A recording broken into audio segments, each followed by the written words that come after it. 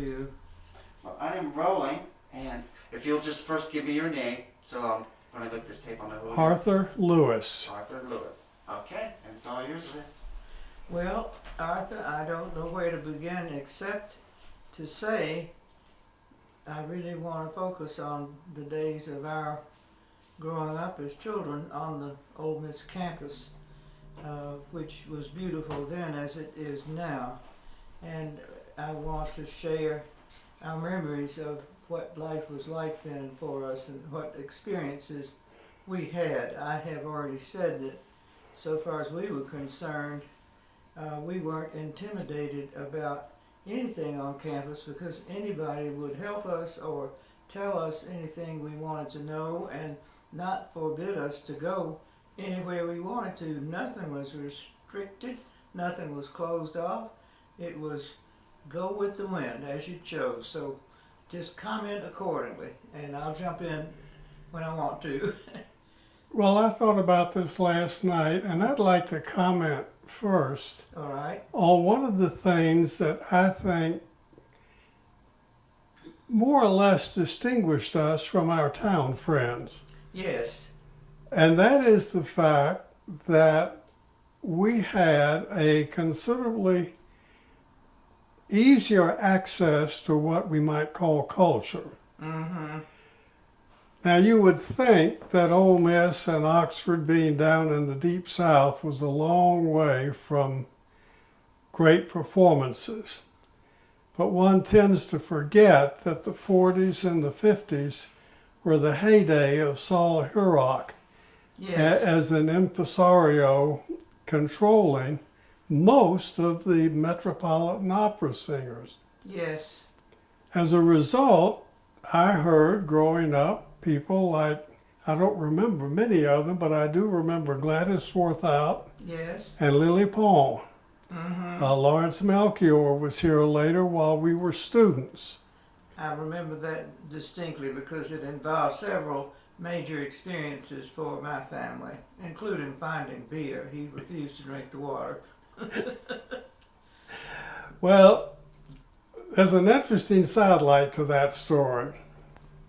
These people were all from Saul Hurok, and by the way, my favorite of the group were the Don Cossack dancers in chorus from Yes. Russia. Mm-hmm. I thought that was fantastic. But we also had the Trapp family singers with the real Maria von Trapp I know, and all in the front. children. Right. I really remember going to that. I do too. But the other one that I do want to comment on was very different and came somewhat earlier. Probably the fall of 1942 or the spring of 1943. Father came home and said that a faculty member in business had a brother who needed to book and perform a recital as part of his conservatory studies, Yes. and that we would be going to hear him at the elementary school auditorium. Mm-hmm. I can't say that I was thrilled with this idea. I wasn't that thrilled in general with opera singers. Mm-hmm. But I remember vividly going and sitting there in that, it really wasn't cavernous, but it seemed big and empty and terrible acoustics in the elementary school auditorium. This young man walked out on the stage in white tie, and when he opened his mouth for the first time, I heard a real bass baritone Yes. sing. He had a magnificent voice. He did.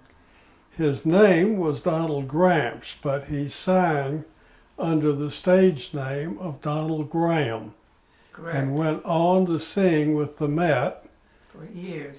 for quite a few years and died quite young. Yes. They I've read since then that they didn't consider he had a very big voice. But I remember sitting there and listening to him rattle the windows. Yes. I didn't know it at the time, but based on what I know about Donald Graham now, I expect he did several bel canto numbers there.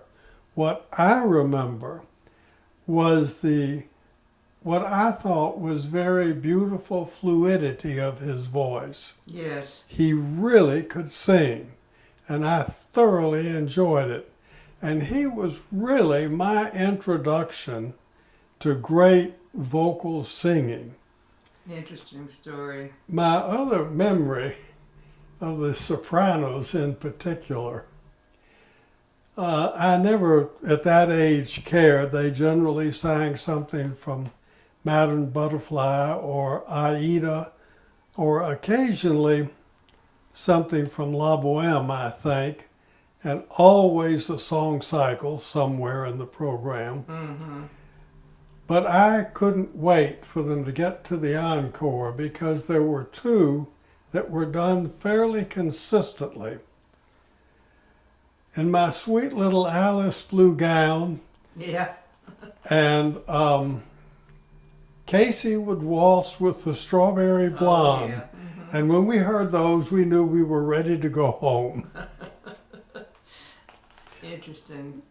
But you're absolutely right. We felt comfortable talking to anybody on the campus. We did, and I remember that as a very, but we weren't even aware that we should have been intimidated by anything. Nobody led us to feel that way about anything. And plus we had the unwarranted but democratic outlook that the people who were running the lawnmowers on campus were as important as anybody else on campus, and we thought they was worth paying attention to as the faculty. I think I told you I took my Red Cross merit badge with Dr. Rice in the pharmacology department. Oh, yeah, I knew Dr. Rice. And I went up with considerable concern because a big part in the Scout manual was about elaborate bandage wrapping. And I was pretty clumsy at that. And I really wondered how this was going to work out. Well, the first thing he told me was that he thought this would take 4 or 5 afternoons. We would do it one afternoon a week, and I could figure on about an hour to an hour and a half per session. Mm-hmm. Well, that was fine with me, no problem. Then, the first day, we got through most of the requirements. And in particular, when we came to this business about bandage wrapping, I said, "You're going to have to teach me to do that." "No," he said, "we're not going to bother with it. This is first aid. We have well-trained nurses we pay to do elaborate bandage wrapping. Your job is to recognize shock, treat it, and stop the blood flow and get them to a medical facility. And that's what we're going to focus on." And that's what he did. And we had a good afternoon, I think maybe 2 of them. Mm-hmm. And then I wondered what in the world is going on because I was to come back another week. The next week when I came back, he launched into a discussion about the use of anesthesias and on into the business of how doctors have to handle narcotics. Mm-hmm. And he talked at great length about how they affect the body and what they do, the problems that doctors have in administering them, the difficulties that patients have, and on and on. I was so naive. It was at least 5 years before I realized he was very carefully and systematically inoculating me against street drugs. Well, I wouldn't have connected that necessarily. But that's what he was doing. Mm-hmm. He wanted to emphasize the dangers and problems and difficulties that go with dealing with narcotic medications. Yeah. And he did scare the living daylights out of me. I realized that, those things are dangerous. Yeah, you didn't want to go there. I want to add one comment to your memories of Donald Graham. The Gramsci's were very good family friends of ours, both of my parents, and then thereafter of Jim Shiver and me. We sort of inherited them and enjoyed them all the way, and spent time with them once or twice in New York City, one time staying in Donald's apartment where he was off touring. They took us to a concert at the Lincoln Center to hear him with, I think, the New York Philharmonic. I know it was the New York Philharmonic. And I'd not seen him in all these years, and I said, Donald, when you first came to Oxford, we thought you were about the best looking young man we'd ever seen. And he said, and I was, and I still am. I said, that's right, I agree with you. Because he died entirely too young, and he did have a brilliant career that went on until he just suddenly expired. I heard him 3 times within a period of about 4 years. Mm-hmm. And by then he was beginning to get enough bookings on his own. I think the last time was in Fulton Chapel in a regular artist series, but I don't really remember. I know 2 of them were in the old elementary school auditorium. I didn't remember that, but I know from old programs I found that my father, who sang too and was pretty good, and the older brother, Paul Branch, took Donald along to sing with the First Baptist Church in Hernando. Now that may not have been much of a venue, but I still have that program somewhere or another. So he made the rounds wherever opportunity presented itself. And that's what you do, isn't it? I really enjoyed a lot of what we went to see. I'll tell another that had some effect on me and goes on even today. This occurred probably near my senior year in high school. Mm-hmm. I was not yet in Ole Miss, I know, but I was dating Eloise by then. Mm-hmm. And the 2 of us went and sat in the balcony at Fulton Chapel to listen to the Juilliard String Quartet. Mm-hmm. They play beautifully. But at a break in the music, Eloise nudged me and complained bitterly that I was sleeping through it. Well, that wasn't quite true. What it was, the cello player for that quartet at the time could not sit still. She was bouncing all over the chair, side to side, back and forth. She had fairly long hair, and it was falling down over the fingerboard of the cello. I was constantly wondering when she was going to catch it in the bowstring. Yeah. And it got to where I had to shut my eyes to listen to the music.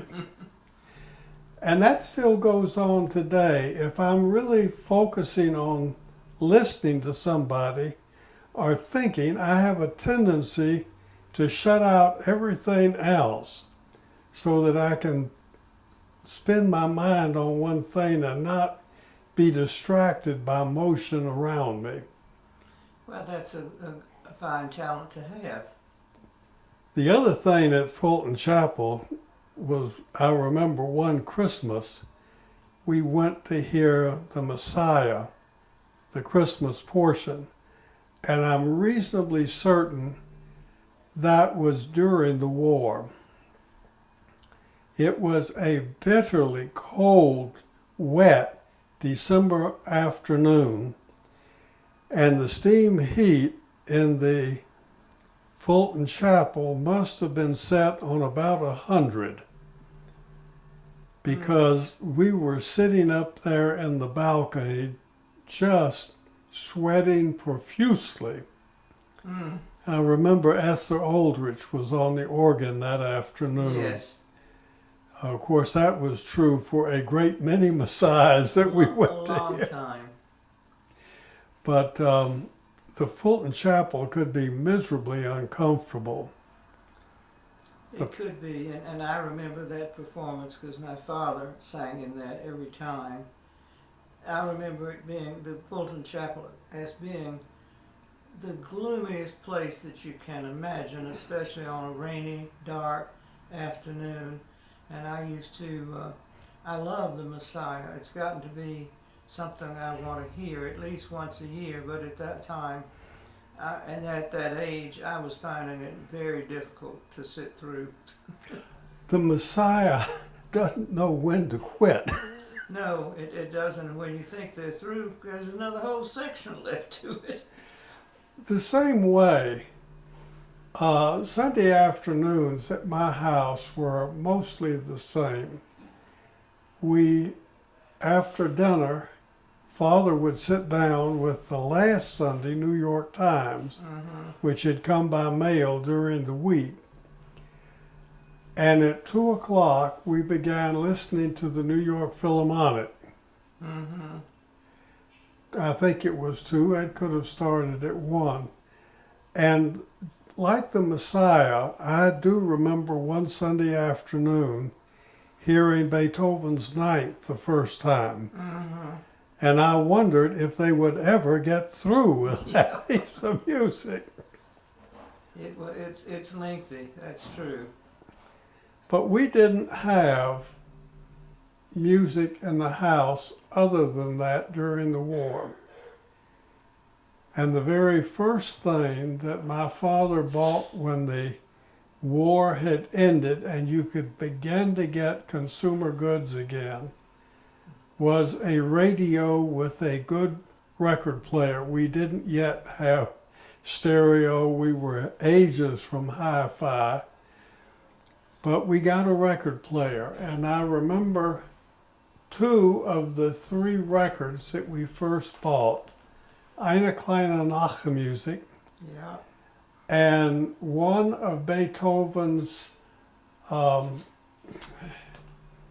chorales for orchestra, Mm-hmm.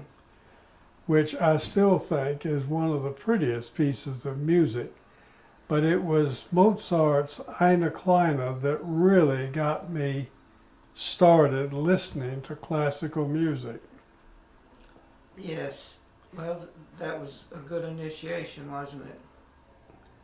It's I still love it. My favorite piece of music today, particularly if we are having a bad time somewhere for something, is the Romance movement from Mozart's 21st Piano Concerto.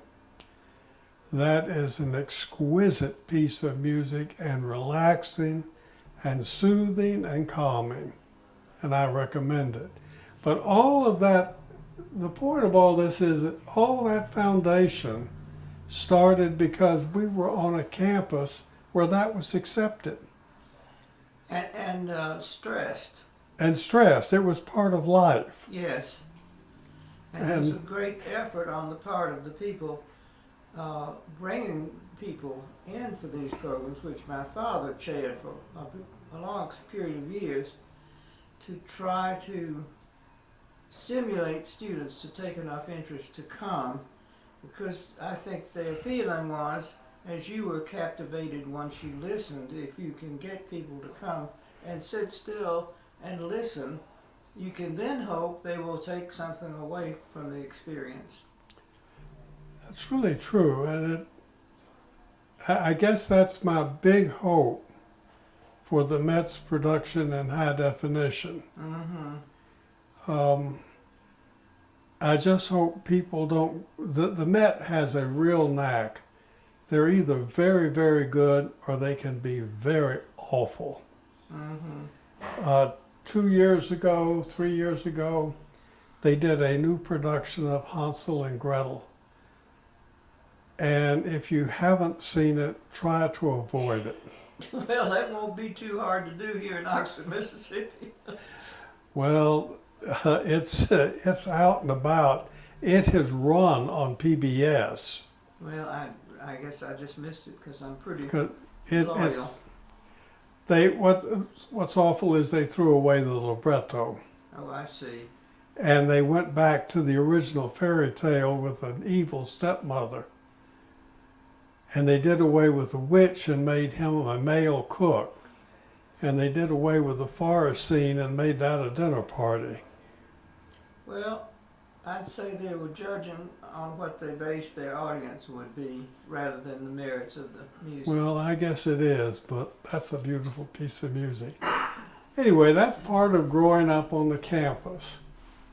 There was, I don't think there was ever any real tension between the town kids and the campus kids. No, I don't think so either. If there was, I didn't know it. No, I didn't either. But we were acutely aware that, at least among the boys, that the town boys had money and cars and we didn't. Mm-hmm. That was a big difference. Yeah, some of them did anyway. More of them did. Yeah. But we got along well. Yes, I think so. And we had, I did not have all the problems you hear about in high school. Mm-hmm. The war had ended and we had music again. We had Mr. Work in the band room. Right. We had some the faculty members provided a core for that band Yes. that was really important. People like Mark Hoffman, who had a father who was a good pianist and he had pitch. He could play an oboe. Yeah. Uh-huh. The interesting one, Mr. Work told me later, his great fear in starting that band was where he would find a bass drummer. Mm-hmm. Because the bass drummer has to be able to maintain a stable beat rhythm. And I don't know that you remember, but somehow he found Jack Spencer. Well, I knew Jack pretty well, but I don't Not remember. somebody you would think of as a great musician. No, or a musician, period. Mr. Work said once I gave him the beat, it never moved. Incredible. And I depended on him the 3 more years he was in school with me. Interesting. Well, let's switch gears for a minute, if we can. I just want to expand your memories of the experiences you and your family as children had as the physics department began to move around and had space in its new building, and everything was removed from what had been the chancellor's residence and where astronomy had been taught, and all of this treasured old equipment was moved and is out in the museum now and untouchable. But as your sister Mary said, it all went in the basement of the new building, and your father just let all of you play with it as you pleased. That's not totally true, but it's very close. Well, it makes a good story that way. It does make a good story. And it's interesting how it got over to the new building. How is that? We didn't have the money to hire a professional moving company to come in. Mm-hmm. The building had, technically he was a janitor. As a practical matter, we today would call him a laboratory technician, even though he swept the floors and emptied the trash cans. L.D. Worthington, I think was, L.D. I know was right, and I think Worthington was his last name. I don't know. Black man here in Oxford.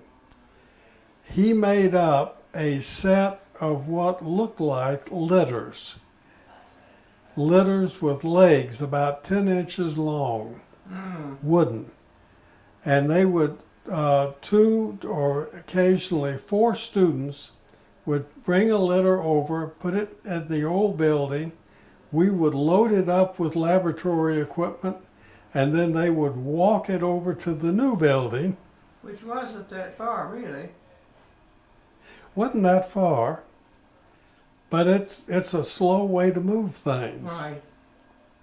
Now, the other thing that's interesting, I knew all the librarians long before I entered the university. Yes. In fact, by the time I was in the 7th grade, and I would go in and go over to the card catalog and find a book that I wanted, take it to the desk, and at least 3 times out of 5, whoever was behind the desk, unless it was a student, would look at it and say, "Why don't you go find it? You probably have a better chance than I would."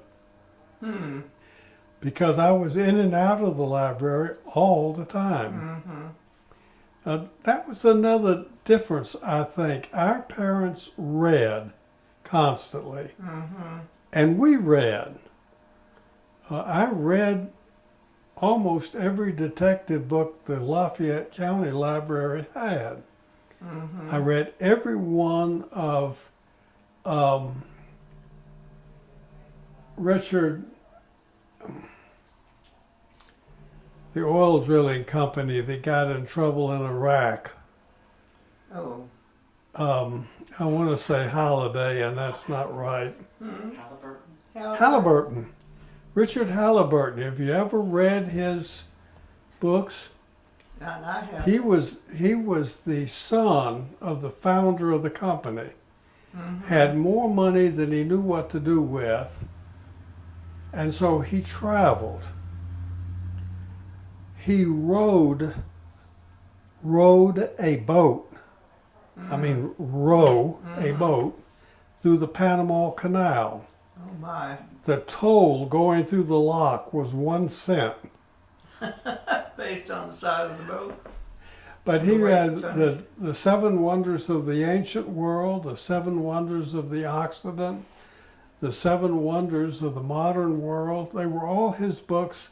They were all on the shelves in our elementary library, and I read them all. And then I started reading everything over in the Lafayette County Library and a lot of stuff out of the university library. When the new library was built, my father got me a job working on the move. He was constantly finding little jobs for me. I'll tell you about another one in a minute. And when I reported that first morning, I was sent down to the basement of the old library to load books into the boxes that they were having transported over to the new library. And I was a little disappointed because I had hoped to see the new building. But instead, I was in the old building and a lot of dirt and dust and not terribly happy. About an hour and a half into that, Miss Seville came down. And she looked at me and she said, "What are you doing down here?" And I said, "Loading books into boxes." "No, come with me. We've got a lot of people that can load books into boxes. You can shelve them in the right order." And I was led over to the new library and spent the rest of my tour shelving books. And from then on, when I went into the university library, in those days students were normally not allowed in the stacks, I was sent up to find my own book. You probably put it there, go find it. You know where it is. But that was one of the things that we got a lot of experiences. We did, I agree. And that's a little hard to describe the manner in which we got these experiences, because it's quite scattered. It takes in the whole university from one aspect to another, whether it's on the football field or in the library. You are exposed to an environment that is very special unto itself, it seems to me. One year while I was at Ole Miss as an undergraduate, my father found out at the faculty coffee house that the med school was having to give their technician who cared for the laboratory animals a month's leave. And they didn't know who they were going to find to care for the lab animals. Mm-hmm. And that's a bit of a problem because many of those animals have been infected with diseases of one kind and another and Yes. have to be treated with considerable care and circumspect. My father promptly signed me up. Yeah. Worst job I ever had. Mm. The rabbits and guinea pigs and rats that had been infected weren't bad. I had no trouble with them, but I had to care for the dogs. Mm. And dogs are pack animals, and these were wild dogs that had been rounded up by the dog pound and were there.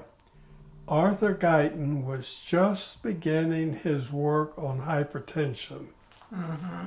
and I got detailed to assist his postdoc in preparing dogs for studying the onset of hypertension, which meant operating on the dogs. I had never wanted to be a doctor. Mm-hmm. I'd never wanted to do surgery. But boy, that convinced me I was right. I was not a surgeon. That was a terrible, terrible 4 weeks. Sounds like it. And my brother, at some point, there was also working for Arthur Guyton. I assume doing much the same thing you were, because he would come home for lunch. Of course, we lived just down the hill. He would want to spend the entire lunch hour telling us about all the dog operations he'd participated in that morning, and none of us wanted to hear it or anything about it. But I remember that he was excited about what he was doing. As my sister would say, not of general interest. Yeah, right. That's another difference we had. When Mary had troubles with French, we were all required to speak French at meals. Oh, really? We didn't speak it consistently, but we used as much as we could. Yeah. Well, I mean, if your parents can support the learning experience with that total immersion, so be it. That's lucky. And when she had sophomore lit and was studying the Canterbury Tales, she had a professor that we both know very well, but I won't say who it was, who took great delight in embarrassing co-eds who didn't realize what those old English words were really saying. And so at breakfast every morning, my father would say, "Mary, which of the Canterbury Tales are you on today?" And she would tell him, and then he would say, "Did you understand thus and such?" "Well, no, not really." And then he would explain all the sexual innuendos of that comment and say, "Now be aware he is going to try and embarrass you co-eds by talking about that today. So just get ready." Oh, that's funny. And I can't right offhand remember who that is, but I just had to think about it a few minutes. Well, I'll tell you what will remind you. He married our third grade teacher. Okay, I got you. I know exactly who you're talking about. He was a character around town. He was known as that. Yes. I guess we had a lot of fun with it. We loved to go up on campus and play with the man-sized chessboard behind the Y. Yeah. That's where one of the places I learned to play chess, not very well, but I got all the basics out. We felt like the campus was our sandbox.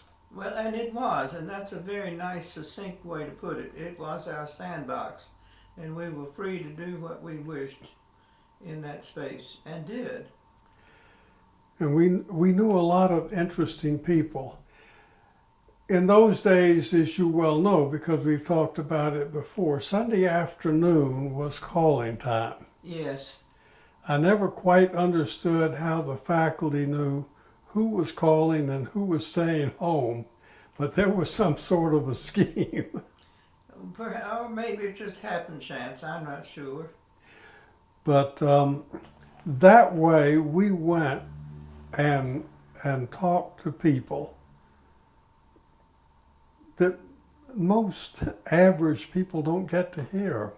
And it was really interesting. And children were not excluded. We weren't expected. No, all the family went. Yes. And you were either to sit there quietly or participate. Yeah, but not to focus on yourself as a child, but pay attention to what was on the minds of the adults at the time. There always was a lot there that they were concerned about. There's never a time that this institution was not dealing with problems of one kind or another. I don't know whether you remember Professor Brown. He had the last house on B Street. Okay, all right, I know now who you're talking about. Geologist. And we went with him up to Tishomingo State Park Yes. to collect fossilized wood. And I was just fascinated at all that we saw and talked about up there. Mm-hmm. And I was still quite young. That's when we very first moved on the campus, so it would have been 39 Okay. that he took us up there. And of course, Malcolm Guest was a long time, almost member of the family. Yes. The other one I will comment on is an insight that very few students really get. We knew Estelle Heffley personally. So did I, and used to play with her nieces when they would come to visit. And I realized that she really seriously was concerned about caring for her co-eds. Yes. Sometimes I know, and having talked to a number of co-eds, they looked upon her as something of a dragon. Indeed. But she really loved them. And I can tell a good story on her that illustrates the care with which she followed them. If you will remember, in 1947 or 48, the university was absolutely packed, and faculty members were asked to consider taking one or two students into their home to make room. We took two pre-med girls in, and they lived with us for 2 semesters. You might find it difficult to believe today, but my mother was expected to put a sign-in, sign-out book in the front hall for them to sign out when they left the house and sign in when they returned. And furthermore, if they were out at night, Mother was expected to stay up until they got home. And you know my mother was not about to do either. Yeah. our policy at home was the front porch light will be turned on and the front door unlocked, and the last person in will turn the light off. And if Mother woke up at night, she looked to see if the light was either on or off, and then went back to sleep if it was off, and that was the end of that. Mother also was the one who cared for our animals. We had a small farm behind the house, if you will remember. Nominally, as the joke went on campus, we had a cow, a pig, a chicken, and a bee. We actually had, of course, quite a flock of chickens and 2 pigs, and sometimes 2 or more cows, and not very many of the bees stayed around very long. That wasn't a success. But Mother was the first one up to go care for the animals while Father fixed breakfast. One Sunday morning at 6 o'clock, Mother came down to get ready and go down and take care of the cows, and the phone rang, and it was Estella. Alma, what was the girls' excuse when they got in at 2:20 this morning? Well, that news to Mother. Yeah. But my mother was quick. She said, Estelle, I told her it was extremely late and they needed to get their sleep and we'd talk about it in the morning. So that resolved that. Well, there wasn't much Estella could say to that. Yeah. It turns out they had gone over to Sardis, and somewhat like Cinderella had realized it was close to curfew hour and they were seriously trying to get home. 55, of course, didn't exist. They were on 51 and missed the Batesville turnoff to Oxford. We're headed toward Grenada. They finally realized what had happened and turned around, and on their way back ran into a pig in the road, putting the car out of commission but not hurting anybody. Then they had to call a friend here in Oxford to come get them home.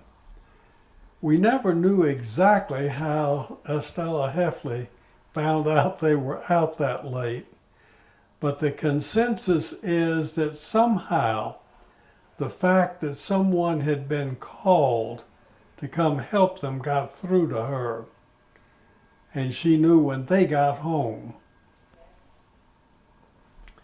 But that was an example of how closely she watched the girls. And you have to go along with that and say how closely the girls tried to evade her time after time and go on their merry way and do what they wanted to. One girl I knew of, through a friend, I didn't know her, had been out to Sardis and in jeans and all of that, and she had the forethought to have somebody toss her an evening dress out of the dormitory window, and she put on the evening dress and pranced in as if she'd been to the dance, which was allowable and acceptable. But there again, I think she didn't get away with it. Very few got away with much with her. I think that's But they true. worked at it pretty hard. They did. If you don't know, in those days, absolutely no shorts on campus, no jeans. No. Girls really had it pretty tough in the fall because typically a co-ed coming in the last week in August or first week in September would not go home again until Thanksgiving. Yes. And rush was coming up right away. She had to have summer weight clothes for September and early October and winter weight clothes before she went home. So a lot of girls wound up wearing fairly heavy winter clothes on very hot days, Indeed. simply because that's what was available. Yeah. Well, it was Yeah, there were difficulties built into that period, just as there are in every period, and it was crowded. And anyway, it's always a question of juggling the resources to meet the needs of those who are here. And well, Estelle did her part, but she surely did create a lot of headaches for a lot of people. I will admit that I thought the level of dress on the campus in our day was much to be preferred over what we have today. I tell you, the people on campus today don't look any better than street people who have no resources. Relatively speaking, we stayed dressed up, not just the girls, but also the boys. They didn't go around in jeans or shorts or anything of the sort. Had nice looking trousers. They weren't necessarily in coat and tie, but they had on a dress shirt, not just a t-shirt, and nice looking trousers, and that was it.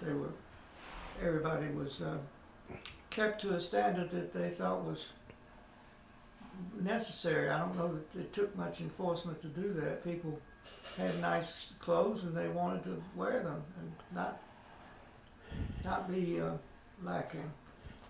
Well, and the other thing was in our day, particularly within the fraternities and sororities, there was a real push. You will speak to everybody you pass. Yes. And I kind of missed that. Of course, when you get a student body of more than 12,000, it begins to get difficult. But well, it's just not doable, I think, and that's that is one among several things that we have lost by growing. But the growing has been necessary to accommodate the increasing population and the increasing interest in having more people have the opportunity to go to college. These combined things that have been such a source of change since the Second World War were very much in evidence in our local situation as elsewhere. That's in my sermon. I didn't mean to go on so. another factor in what we saw growing up, which really is different, we were able to watch the campus over an extended period. Yes, that's correct. And we saw little things that fit together into the puzzle that you don't see in a short cycle. No, if you're only here 4 years, you don't get all this. There's no way you can. One of those little things that, as Walter Cronkite used to say, brighten and illuminate our lives, was a famous freshman convocation probably around 1940 on a very hot late August day in Fulton Chapel, which could be very, very hot on its own. And when Father attended, as he had to as a faculty member, and sat down and realized that Frank Purser was to be the invocation that day, he really dreaded it, because if you will remember, Purser could invoke for 30 or 40 minutes. He was the pastor of the First Baptist Church here, and he fulfilled that role, I guess you'd have to say, more than adequately. For many years. Yeah. He stood up that morning and he looked out over the group of students assembled, and he said, "I will take my lesson this morning from the book of Proverbs." Now, I've looked for this and I've never found it. Someday I will. I'm sure it's in there somewhere. And it may actually be in Ecclesiastes. I've thought about that. But in any event, whatever, it makes a good story, and he did it. He stood up and said, I shall take my lesson this morning from them. Why will a fool pay a fee unto a wise man if he hath no mind to learn? And sat down. Well, okay. My father thought that was out and away the best invocation we had had. It would serve as a good example, wouldn't it? Keep it under a minute or two. I also had an interesting trip that very few people would ever get a chance. It was the day after Nagasaki. Mm-hmm. I'm sorry, the day after Hiroshima. Okay. And Chancellor Butts had to attend a board meeting in Jackson. And as he frequently did, he asked my father if he would like to ride down with him to see his mother. Because during the war, we didn't get down very often, and the chancellor had to go, and he would take father. And father said, well, yes, that would be convenient, and could I ride with them? Mm-hmm. So I did. On the way down, Chancellor Butts asked my father if he thought that was a nuclear weapon which was dropped on Hiroshima.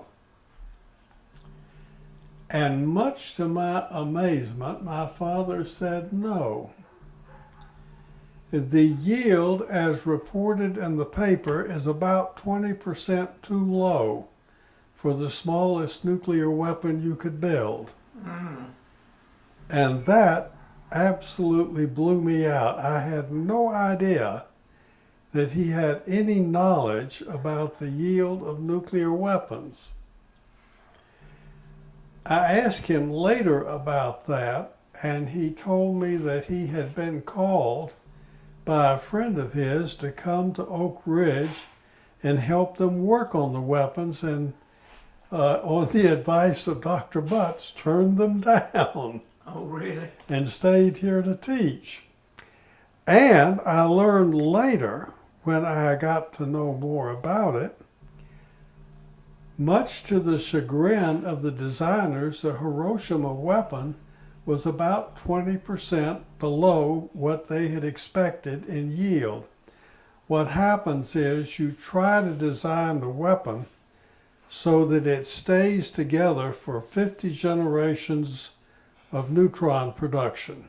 Mm-hmm. This one blew apart somewhere around 41 or 42 generations. So they did not get the yield they were hoping for. Well, and that's just not generally known, I don't think, is it? It's unclassified information, but people know so little about how nuclear weapons work that, yeah, it's not generally known. Yeah. We also got to know, and you may remember him, a young five-termer by the name of Allison Slade. He was an Air Force pilot, flew quite a few raids into Germany during the war in B-17s, but he did not have a college degree. And the Air Force was telling the officers who wanted to stay, if they wanted to be regular, they needed to get a college degree. And as a result, they would give them 5 terms to go back to school. Mm-hmm. Now, they did cheat a little bit. They allowed them to count summer school as 1 term, Mm-hmm. so that they could squeeze 2 terms in, and that actually gave them 6.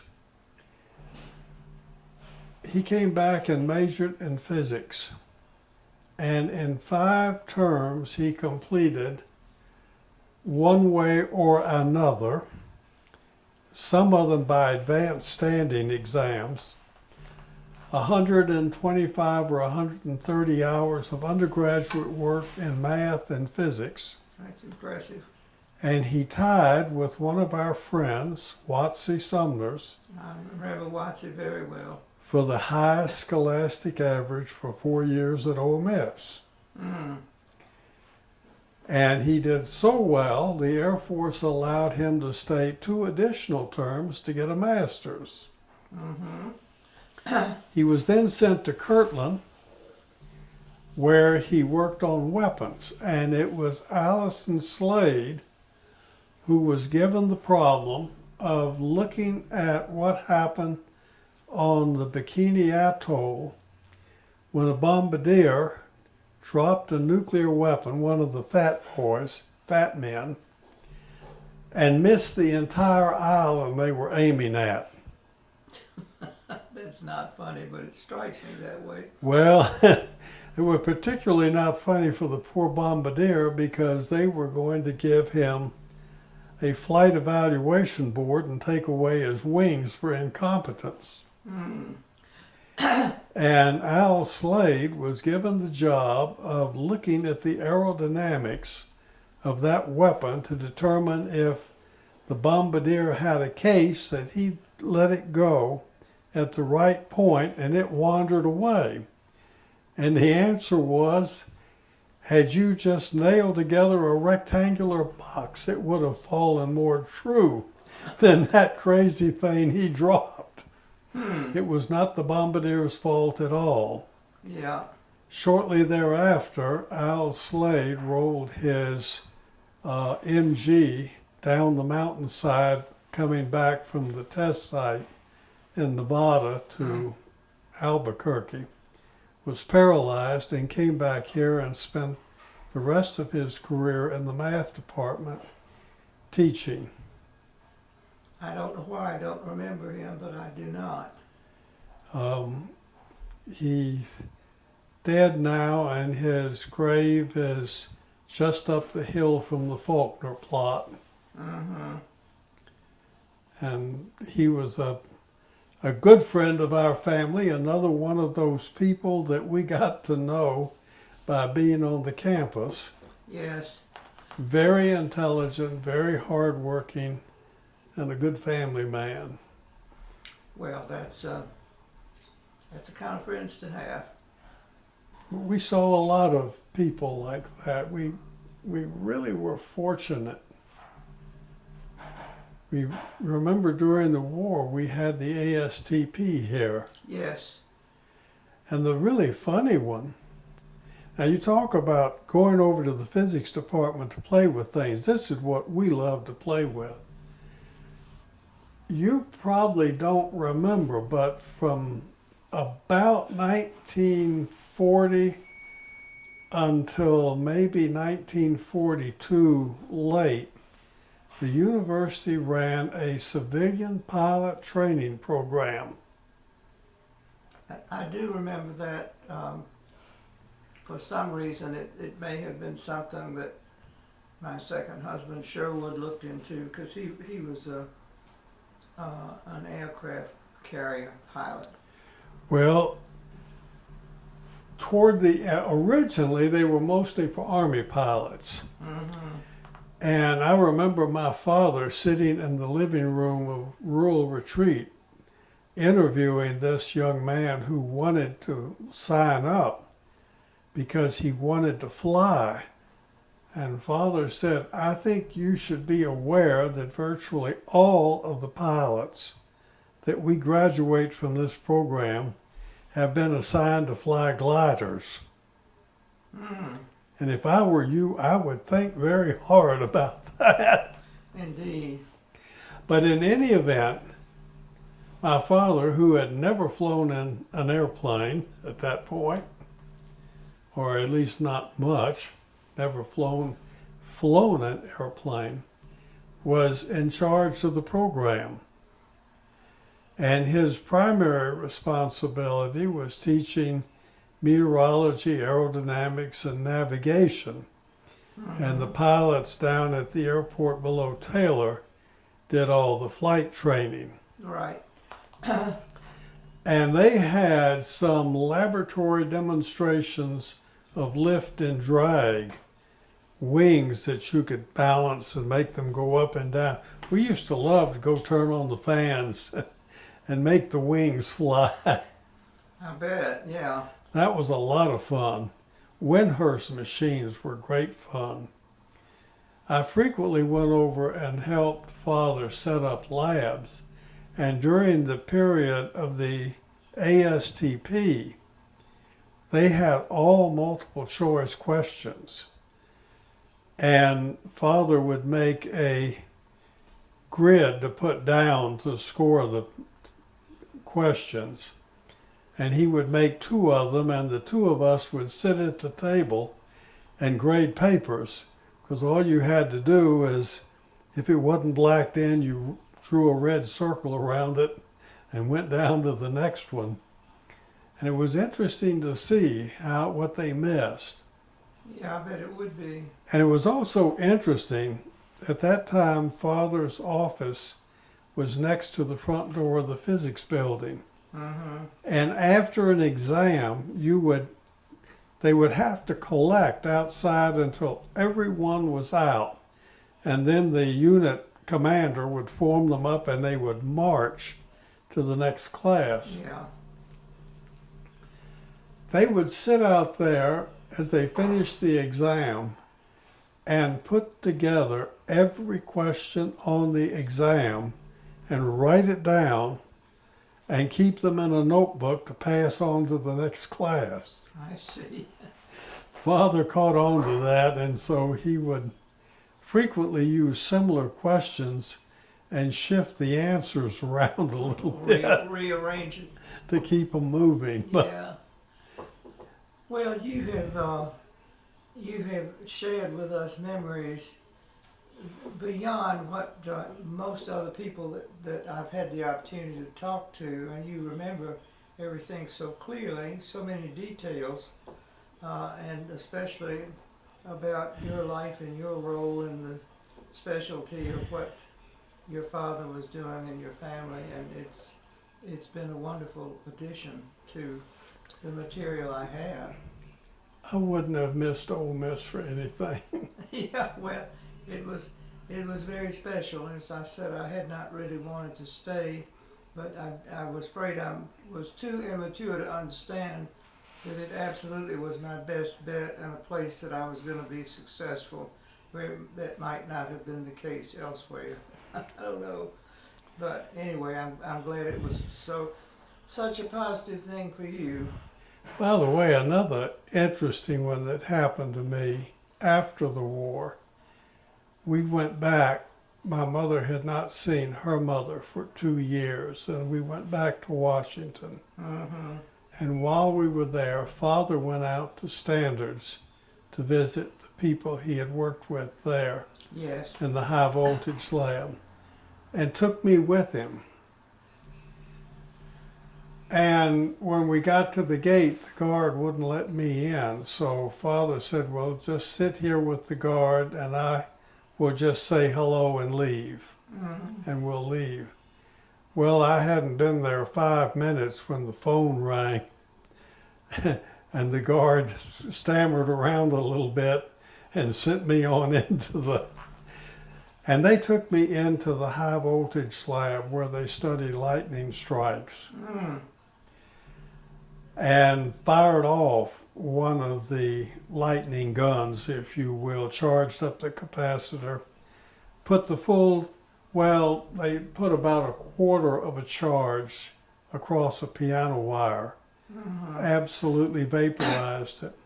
But while I was there, they had on the floor the wing of a mosquito bomber. Mm-hmm. Now, you probably may never have known and wouldn't remember, but the mosquito bomber was built by the British, and it was out of plywood. Mm-hmm. All wood. Had wooden plywood ribs in them and a plywood covering. Question was, what happens if lightning hits that plywood wing? And the wing was sitting there on the floor, and Dr. Silsby took me over and showed it to me. and said, well, what do you think? And I looked around, and down on the very tip end, out end of the wing, there's a little black hole not much bigger around than my thumb. And I said, well, based on this hole, it doesn't seem to have done a whole lot of damage. He says, walk around and look in the root. So I walked around to the root of the wing where it attaches to the airplane and looked back, completely empty. It's as though you had taken a huge scoop and gone in and ripped out every bit of wood other than the skin of the wing, the plywood skin. That was impressive. They fixed the problem, and the problem was easy. They simply painted V-shaped aluminum strips going down the static discharge lines, and now the lightning would hit the aluminum and discharge over the back and no damage. But unless you're around university people, you never see things like this. No, you really don't. That's just one of those little side privileges we had. Yeah, that's true. You learn many different things that may or may not ever apply to you personally in your career, but you're exposed to the widest range of knowledge that the community has and can put together. Along that same line, a little later, we were in Washington and had dinner with, among other people, one of Father's good friends, an Army dentist. Mm-hmm. His name was Arthur Irons. He, at that time, had just retired from Walter Reed as a brigadier general. Mm-hmm. Had a very interesting career. In 1941, summer, he was detailed to go with his family to Fort Richardson, Alaska.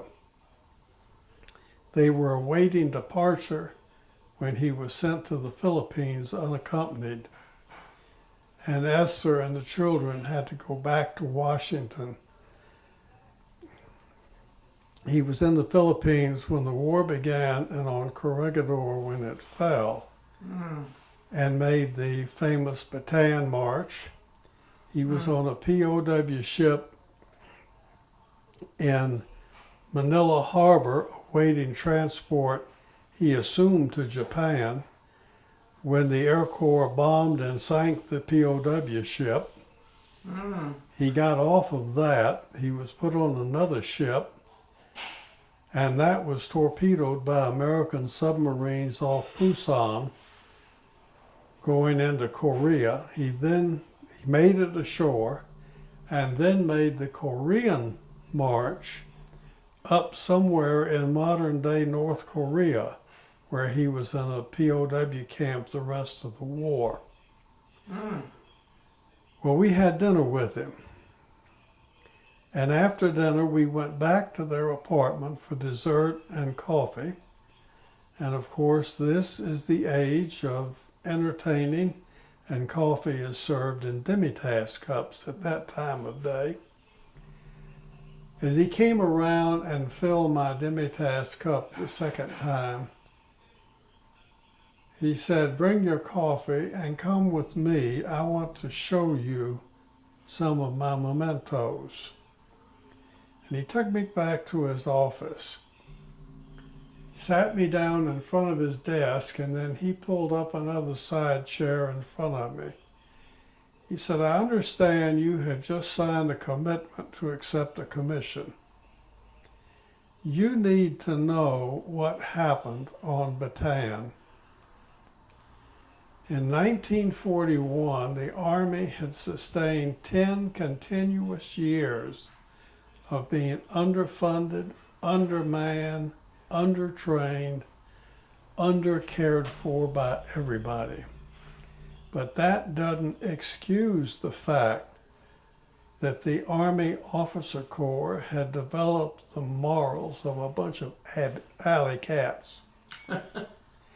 It may be the colonel was so naive he didn't think anybody knew he was sleeping with the major's wife, but we all did. That's funny. The enlisted men saw the officers stagger out of the officers' club at 1 a.m, so drunk they could hardly walk.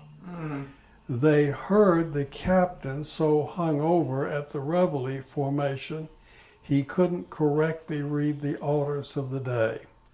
The upshot of the matter is that the officer corps was not respected or admired by the enlisted force at all, and the only control they had was the Uniform Code of Military Justice. As a result, we could not fight when the war began. Now, we were outmanned and outgunned, and we would have lost the Philippines no matter what happened. But it wouldn't have been such an embarrassment of a loose bunch of soldiers with no leadership fighting an individual war against a well-organized Japanese army. Yeah. Finally, on Bataan, everybody knew the wells were polluted. The Japanese kept their troops in line. Initially, the Japanese troops tried to keep the Americans in line, but they didn't have enough men, and that quickly broke down. And the American Officer Corps, having been stripped of its Uniform Code of Military Justice, no longer had any control. The result was that not only did the men run to the polluted wells when they wanted to, but frequently the officers led them to the polluted wells. When they would become so sick they couldn't march anymore, the Japanese simply beat them to death with the butts of their guns. The American army was as much at fault for Bataan as the Japanese were. And he finished by saying, when you put on those gold leaves or gold bars, they are not symbols of prestige, but rather they are symbols of responsibility. And if you haven't behaved in a way to earn the trust and admiration of your men, they aren't going to follow you. And, you know, that is very true. It's still true today. That wasn't something that specifically came about because I was a faculty member, but it is true because faculty members move in that level of citizens, Yes. people of that type. Arthur Irons, very much like Dr. Rice, knew exactly what he was doing. Yeah. And that level of experience and integrity is something to be treasured. And we're fortunate to have had it to the extent we did, and you articulated extremely well, and I thank you for that. I've enjoyed it. I hope you have. Hadn't been bad at all. No, well, no, we make this easy. We do. Okay. And yeah, and